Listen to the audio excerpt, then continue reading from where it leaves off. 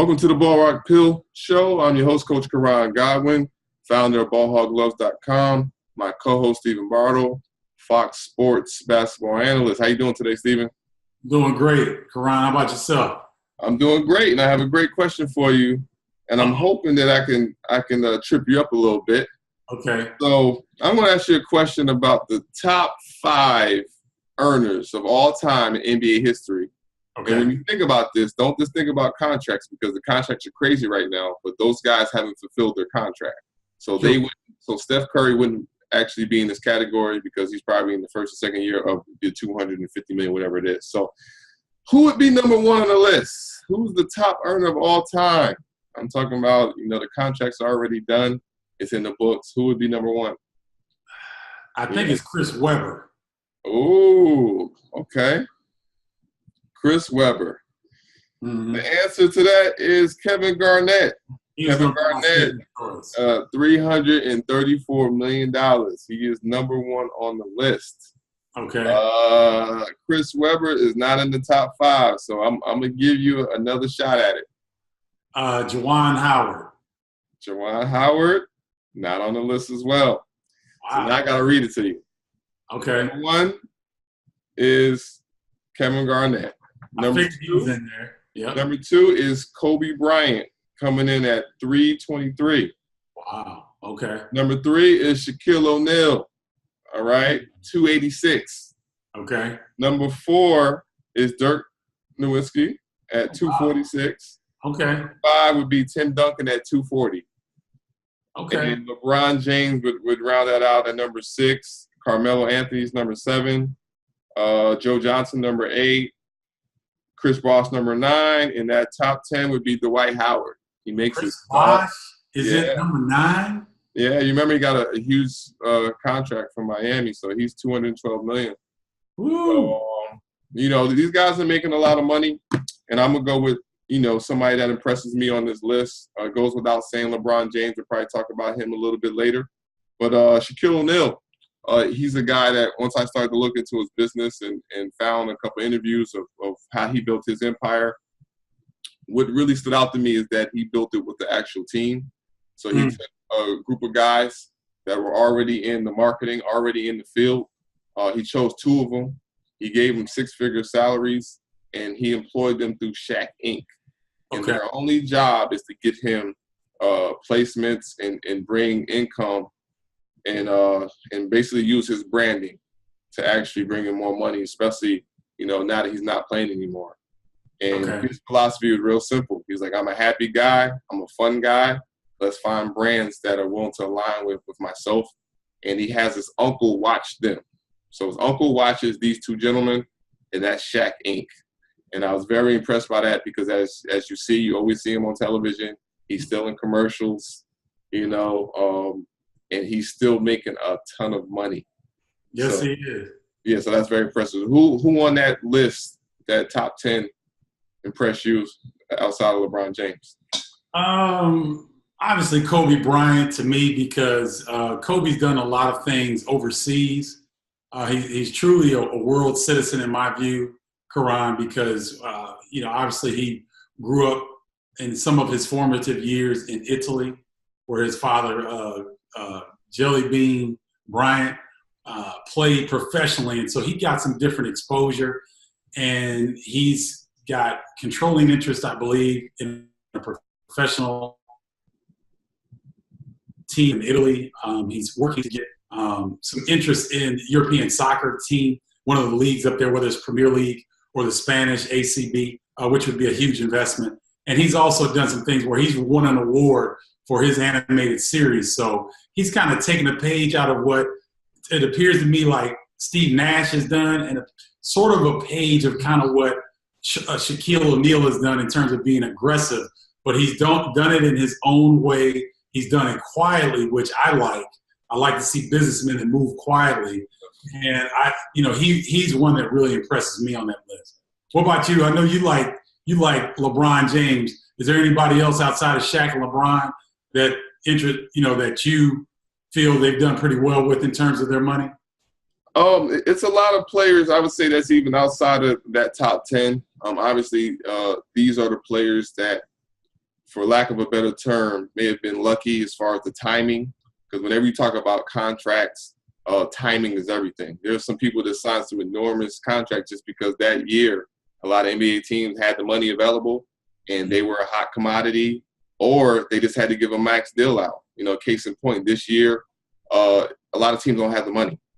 So a lot of people are signing deals that they normally wouldn't sign. A guy like Clint Capella, who was considered a max guy, he had to take less because there weren't other competing teams that would allow him or give him leverage with the Houston Rockets. So instead of getting the $30 million plus, he had to sign for 20, I think 24 million or so. It's somewhere around that number a year. Guys that impress me just overall are guys that can really utilize the leverage of their celebrity of that time. So guys like, to go outside of basketball, a guy like Kevin Hart, who he's really squeezing that limit. He's getting as much juice as possible, out of his situation while he's on top. LeBron James, of course, what he's doing as an executive and moving to Hollywood and already signing deals with HBO. Guys like Dwayne Wade that are actually at the end of his career, but he still has a name. He still has a strong brand. He signed with a Chinese company for a sneaker deal, and now he's thinking about utilizing his platform and all the billions of people in China that love the game and taking his talent over to China. And it's something that Stephon Marbury did that, turned out being just a great move. He has a statue out there. He's making tons of money. And I think that Dwayne Wade, at this point in his career, just knowing that he has 2 or 3 years left, this would be an awesome move for him. What are you thinking about Dwayne Wade and that move to China? You think a good move is something that you would do? I think individually, but before he was married, I think that Dwayne Wade might have made that move because we as men in the back end of your career can kind of see the bridge that you need to make in order to make that smooth transition. So I think that Dwayne Wade can see the opportunity there. His wife, however, with her own acting career and business interests in the States, may not vibe with that. I heard a rumor that he may not be going over there. I think he must have made a statement that he's not going to take the opportunity in China. I thought it was brilliant. I thought it would have been something, Koran, where it would have opened him up to a whole different business sector. I know he's been over there for Li Nang, that shoe company that signed him. I know he's been over there, but to be immersed in the country, to be on the ground, to start to make those relationships, I think would have been a huge come up for him. But I think I recall, Koran, there was a statement made by Pat Riley. It might have been after the first championship the Heat won with Dwayne Wade. And Pat Riley's thing was leave something on the table, because it seemed as though Dwayne Wade was taking advantage of every business opportunity that came his way. He was trying to take advantage of it. And Pat Riley made a statement that he said he'd like to see Dwayne leave something on the table. And to me, that's so short-sighted for a guy like Pat Riley, who used to be a former player, who was a former coach, now that's in the front office. He understands how short these careers are. Yes. You have to maximize what you have, Koran, while you're hot. I remember, I'm no way in the same stratosphere as Dwayne Wade, but when I was playing professionally, people would pick up the phone call, my phone. They would pick up my call. When you stop playing, they don't pick up your call. And so you got to get it while you can. So I applaud Dwayne Wade for what he's been able to accomplish. And with that being said, I think you're talking about, being selfish versus being selfless in this situation. Just, being a businessman myself, I always look at business as a marketplace, like you just said. And when you're hot, you're hot. And when you're not, you're not. And you have to take advantage of these situations. I know a lot of these NBA players, they come to a crossroads where is it about winning or is it about you getting paid? And I understand that people want to win. And I also understand that people want to take care of their families with generational wealth. I look at a guy like Trevor Ariza that already won a championship, and Phoenix threw a pretty large bag at him, and he took it and he ran with it. And a lot of people are like, oh, he got an opportunity to win with Houston. You were right there. Chris Paul didn't get hurt. But I think that he's looking at the fact that, this is a great opportunity for him and his family to secure, a huge contract, 1-year contract, much like, J.J. Redick did when he left the Clippers and took advantage of that $20 million plus offer from Philadelphia, and it actually ended up working for him because they actually did well that year. But where do you align versus the money versus winning? And I'm going to ask you this question from a player that never won a championship, and then I'm going to ask you that question from a player that already won a championship. So if you never won a championship and you have the opportunity to actually make a lot of money or take less for winning, is that something you align yourself with? Yeah, I think, Koran, see, the thing is that guys don't really understand how valuable a championship ring is to your future in terms of off the court. Like, it's valuable on the court, but off the court, man, when you're NBA, NFL, Major League Baseball champion, there are so many organizations that want to align with champions. They want to be associated with championship mentality, with championship medal, meaning character. And so I think for guys who haven't won a title, ask Charles Barkley, they still ride him. Yeah. He's had one of the most successful broadcasting careers, commentating careers of anybody, any former player ever. But he still gets dogged to this day for not winning a ring. And so I think that ring is so important moving forward after a player's career is over. I think it gives you credibility while you're playing, but afterwards, man, it's incredible. So I would say that for a player that hasn't won a championship, it's a little bit more important if you take a little bit less money. Hopefully the offers are comparable. They're $2-3 million, maybe $5 million. They're usually not, though. That's true. David West, Boogie Cousins, it's the difference between, 30 million and 5. Yeah. Or David West, 20 million and 1. Yeah, great point. And I think that, this speaks, Koran, to guys being able to take care of their money, because now they're able to make decisions that aren't just solely based on money. But David West, Boogie Cousins, these guys understand how important that ring is. Yeah. And I think that's interesting, as opposed to a guy like Joe Johnson, who's on your top 10 list, who hasn't won anywhere. Wherever Joe Johnson has been, the team has not won. And I liked his game. I think, he's at the twilight of his career. I was a big Joe Johnson fan when he was in Phoenix with Steve Nash. Oh, yeah. They were really, really on the cusp of doing something very special, but he wasn't able to break through. And so I think Joe Johnson has been that guy that's like, man, give me the bag. I'll play for a championship, but I need that bag. And I think that's kind of the difference in my eyes. What about you? Would you rather be Joe Johnson or Rajon Rondo? Rajon Rondo all day long. Okay.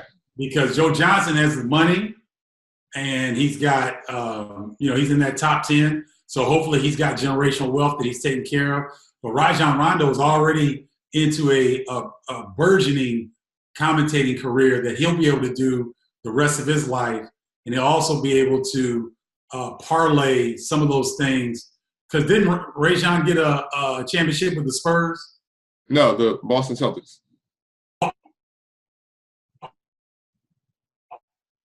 Oh, I'm thinking Rajah Bell, not Rajon Rondo. I got you. Yeah, I'd much rather be Rondo, because I know Rondo personally. I had a chance to talk to him recently, and I love the dude. So I'd rather be Rondo than Joe Johnson all day long. Okay. What about you? Good stuff. For me, I think it all depends on your business acumen. The NBA game of basketball is for entertainment. I mean, let's cut it and slice it the way this thing is built. If you want to play for the love of the game, you pick up a basketball and you go to the Rucker Park. Mm-hmm. You go play in the Drew League. You do that. But when you come into this business known as the National Basketball Association, this is entertainment. And all the rules and regulations are built for you to entertain. That's the reason why you can't hand check. That's the reason why they took the physicality out of the game, because they want the consumer to enjoy this experience. If I'm going to play back-to-back games, 4 games in 5 days, I mean, you're literally traveling just like the Ringling Brothers, if not more. That's You're true. going from city to city, place to place. An injury can occur at any time, in which that situation, if that occurs and you're at the end of the contract, you're not in a good situation. I mean, just look at Isaiah Thomas. Oh, wow. I mean, look at what he brought, the eyeballs he brought to the NBA. And, I mean, the guy was just magnificent, like borderline MVP votes, like just 2 years ago. Yeah, he was third in MVP voting. You're right. And he just signed a $1 million deal With Denver. which is $500,000 when you take out the taxes. Yeah. So for me, I would say, this game is set up for a reason to be $1 billion entity, and you have to get your piece of the pie. And if you have business acumen, I would much rather have $230 million than, I mean, I'm not gonna lie to you, than the championships. The championships are great, don't get me wrong. But there are guys like Jerry Stackhouse, there are guys out there that actually don't have that, and they're doing quite well because business is business, and it's really about what you invest into. Now, I think what you're talking about is personal branding and making money off your personal brand. Yes. Of course, when you have championships, that's great. That's awesome. I'm sure that Robert Horry can go on a speaking tour, name the big shot. I'm sure he can. But the opportunity to secure over $200 million for your family, woo! I mean, it's hard to mess that up. You have a business manager, you have things in place, and some people have messed it up. But I think that I would go along those lines. Yeah, you'd be happy to be Joe Johnson, huh? Oh man, without a doubt, because and not only that, because just having the altruistic goals that I have. I can build schools, for me, I think about after, a lot of people have schools like LeBron James has a school called I Promise, which is absolutely tremendous. Everyone that goes to that school gets a scholarship to Akron. What he's doing for that community and those kids is just tremendous. And I'm just thinking about being in that position and with that type of wealth, a guy like myself, when I really analyze the impact that I can have, I would want an after-school program. Because a lot of times, when you're in school, those school hours, a lot of the gang activity, the drugs and all that you're competing with happens after 3 p.m. When you're walking home from school, when someone recruits you to do this or do that, and now you have a decision to make. After school program in which you can go in these inner cities and they can have outlets such as basketball, such as entertainment, such as a music studio, such as a videography course. Something that you can do after school that can really impact lives of these kids in the inner city. So I feel like I could do so much more than with that 200 and something million, then kind of rolling the dice and just ended up in a situation where you never got your just due. And now you're one of those guys that are hopping around from team to team on $1 million contract, So, yeah. But like you said, if you took care of your money, a guy like David West, which it looks like he did, you can probably, take that ring and be able to do a lot with that as well. So, what's your take on the latest in LeBron James? I know we talk about him all the time. He's absolutely just, I think he took the bar and he just threw it, It's funny because a lot of people always compare him to Michael Jordan on the court, but the off the court things that he's doing is being brought into conversation of him being the greatest ever now. Because they're saying that he not only did it on the court, but the impact that he's making in generations and changing their mindset. I mean, the next guy that takes his mantle has to be about the people, has to give back now. There's no way about it. He actually took the bar and he said, look, give back to the community. Do things outside of basketball. He's an executive producer now. Utilize your platform and your name to empower, people all over the world. What are your thoughts? Koran, I would say everything you said about what he's doing with his school and how he's helped residents in his hometown of Akron hopefully get a leg up. Here's the thing that nobody's really talking about, though. You touched on it. The executive producer of his production company, LeBron, is changing the way people view things worldwide. So this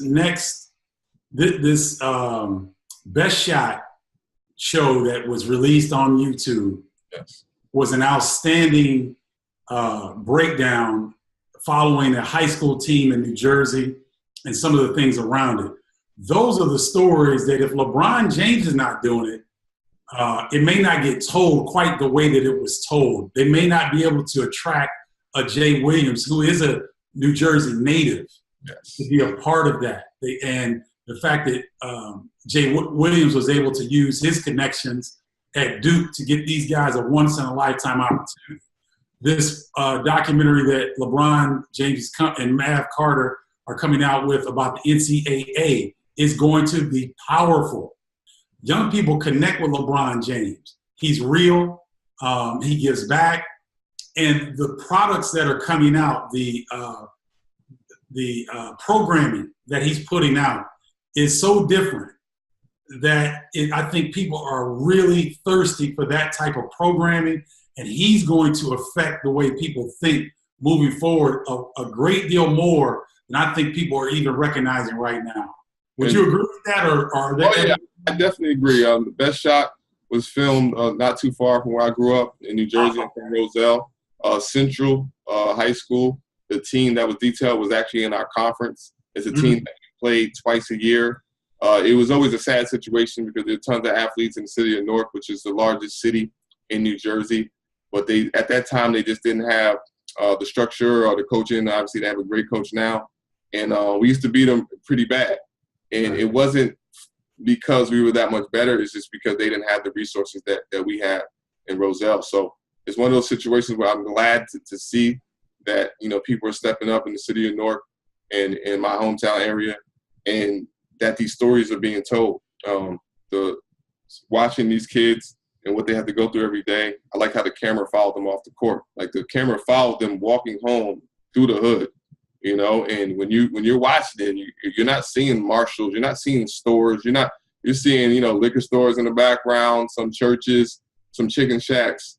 You're seeing them have to go through gang-infested territory, and you're seeing them making life decisions that kids shouldn't have to make. I mean, one guy has his own apartment, he's working part-time to actually, be able to pay for that every day. You see one guy that's being pushed around from house to house. And these stories are very important. Like you said, with LeBron James attaching his name to it, the marketing and exposure itself really has people thinking about, what we need to do in this country to help the disenfranchised and people that are underserved. So I'm just glad that he's doing that and using his platform and brand. And I think that's a great segue to what we're doing, Stephen. We have our own show coming called America Loves Food and Sports, which by the time this podcast airs will actually be up and running. I'm the executive producer. You're the host. What are some of your thoughts on our show so far? Man, listen, I'm having so much fun with this, man. And, I'm getting out of sort of my comfort zone, which I love to do as a player. Koran, you and I, we don't mind getting outside of our comfort zone, trying something new, expanding our mind, expanding our brand, quite honestly.